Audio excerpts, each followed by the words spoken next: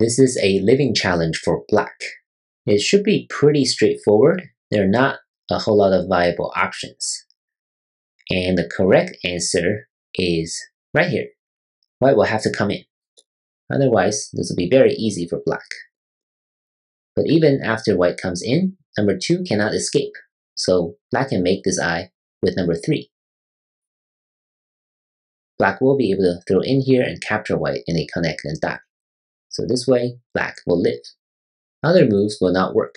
If black plays something like this, what happens now is that white can come in this way, and black must try to increase eye space this way. But white can bend here and Atari. If black connects here, now this will be a straight 3. If black captures, now this gets a little more complicated. Right? Seems like black will be able to escape. But I think for the purpose of this problem, black has a dead shape. Right? So you can argue this works for black. But of course, it's not as straightforward as the correct answer I showed you earlier. So that is why right here is the most straightforward correct answer. And when you're playing real games, of course, you should go for the most simple and straightforward answer.